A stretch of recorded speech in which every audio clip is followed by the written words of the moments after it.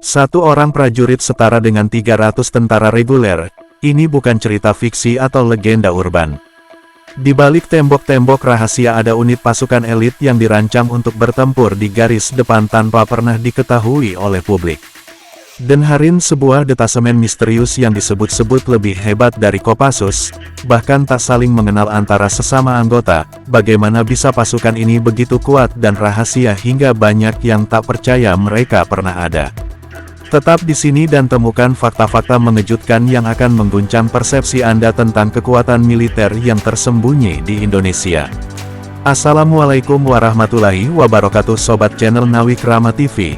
Denharin atau Detasemen Harimau Indonesia merupakan salah satu unit pasukan elit yang keberadaannya dirahasiakan, dan hingga kini menjadi bahan diskusi di kalangan pengamat militer Indonesia.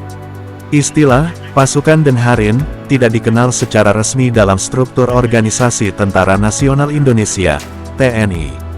Namun, TNI memang memiliki sejumlah satuan dan pasukan khusus yang dikenal karena kerahasiaan dan profesionalisme mereka, seperti Kopassus, Komando Pasukan Khusus, satuan elit TNI Angkatan Darat yang memiliki kemampuan khusus seperti operasi intelijen, penanggulangan teror, dan perang hutan. Denjaka, Detasemen Jalamangkara, pasukan khusus TNI Angkatan Laut yang dikenal sangat rahasia dan fokus pada operasi anti-teror serta sabotase maritim. Sat 81 Gultor, Satuan 81 Penanggulangan Teror. Satuan di bawah Kopassus yang sangat rahasia dan memiliki spesialisasi dalam operasi kontra terorisme. Korpas Khas, Korps Pasukan Khas TNI AU, pasukan khusus TNI Angkatan Udara yang bertugas dalam operasi udara dan anti-teror. Istilah Denharin bisa saja merujuk pada sebuah unit atau detasemen rahasia yang tidak dipublikasikan secara umum. TNI, seperti militer di negara lain, memiliki sejumlah operasi atau unit yang memang bersifat sangat tertutup untuk menjaga keamanan dan efektivitas operasional. Nama Denharin dalam struktur militer Indonesia adalah mengacu pada Detasemen Harimau Indonesia. Konon pasukan ini dibentuk pada tahun 1986 dengan tujuan utama menjaga keamanan negara secara senyap, dan menghadapi ancaman besar yang mengganggu kestabilan nasional. Walaupun nama Denharin tidak seterkenal Kopassus, pasukan elit TNI lainnya Denharin diklaim memiliki kemampuan yang luar biasa, dengan satu personelnya disebut setara dengan kekuatan 300 prajurit reguler. Klaim ini tentu saja memicu banyak pertanyaan, bagaimana mungkin satu prajurit bisa memiliki kapabilitas sebesar itu? Sejak awal pembentukannya Denharin dirancang sebagai unit yang tidak hanya mampu bertempur secara fisik, tetapi juga memiliki kemampuan intelijen dan strategi yang luar biasa. Misi-misi rahasia yang dipercayakan kepada mereka melibatkan pengawalan presiden dan operasi anti-teror di level tertinggi. Uniknya, para personel Denharin bekerja secara terpisah dan bahkan dalam internalnya setiap anggota tidak saling mengenal satu sama lain. Hal ini dilakukan untuk menjaga kerahasiaan dan memastikan keamanan operasional mereka. Tidak seperti pasukan lain yang mungkin mendapatkan perhatian lebih di media atau sejarah militer, Denharin hampir tidak pernah terdengar, keberadaan mereka hanya dikenal melalui spekulasi dan cerita dari beberapa pihak tertentu yang masih diragukan kebenarannya.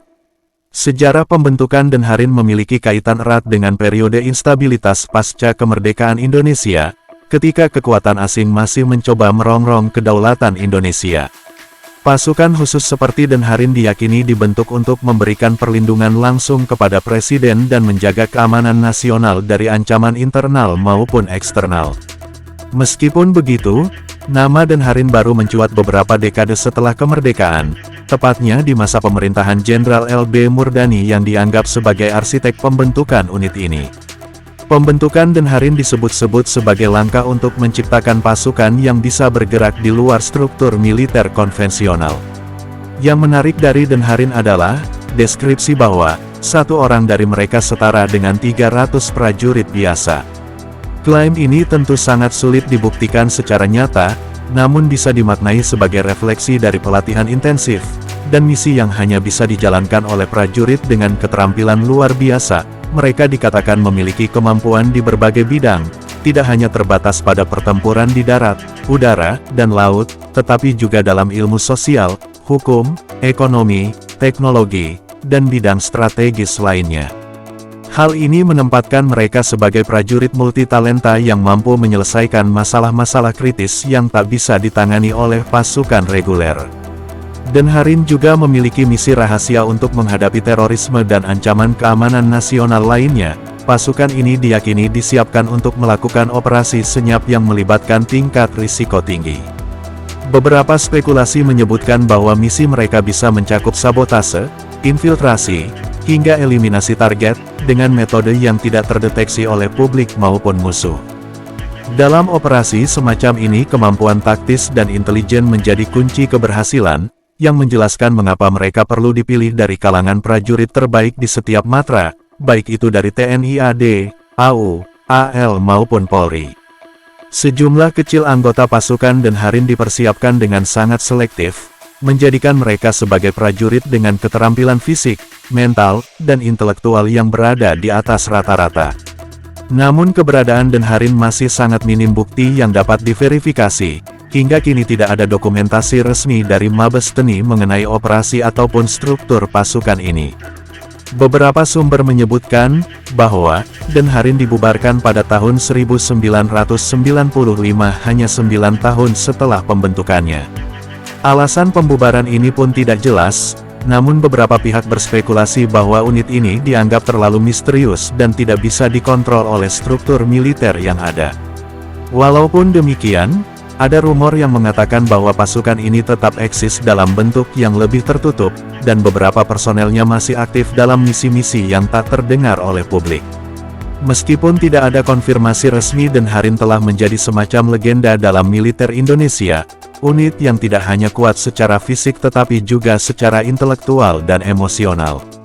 Pasukan ini dilatih untuk menghadapi situasi-situasi kritis yang memerlukan ketangkasan berpikir dan bertindak, membuat mereka tidak sekadar pasukan tempur biasa. Sifat rahasia dan spekulasi yang mengelilingi Denharin membuat mereka menjadi simbol kekuatan yang tak terlihat, tetapi sangat mematikan. Kisah tentang Denharin mengundang banyak pertanyaan, tentang bagaimana sebuah negara bisa memiliki pasukan yang keberadaannya dirahasiakan dari masyarakat luas, dan apa konsekuensinya bagi transparansi dalam militer. Apakah pasukan semacam ini benar-benar diperlukan dalam konteks keamanan nasional, atau justru bisa menjadi ancaman bagi demokrasi? Berbagai spekulasi berkembang, namun yang pasti Denharin mengajarkan bahwa dalam dunia militer tidak semua hal harus terlihat untuk bisa dianggap efektif. Sebagai penutup, keberadaan Denharin meskipun masih diselimuti misteri, memberikan gambaran tentang betapa seriusnya Indonesia dalam melindungi stabilitas nasional. Pasukan ini dengan segala kemampuan yang luar biasa menjadi contoh dari bagaimana sebuah negara membentuk unit khusus untuk menjaga kepentingan nasional di balik layar. Walaupun banyak yang meragukan klaim bahwa satu personel Denharin setara dengan 300 prajurit, tidak bisa dipungkiri bahwa mereka adalah bagian penting dari sejarah militer Indonesia yang menarik untuk terus ditelusuri dan dikaji lebih lanjut. Sobat channel Nawikrama TV, kita telah membahas tentang Denharin, pasukan elit yang sangat misterius.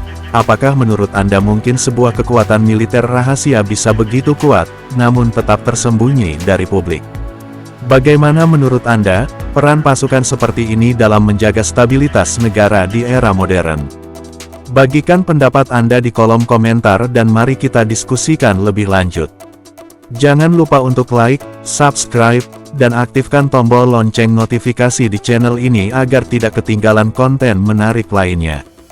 Terima kasih sudah menonton sampai akhir, sampai jumpa dengan video dan informasi menarik lainnya. Wassalamualaikum warahmatullahi wabarakatuh.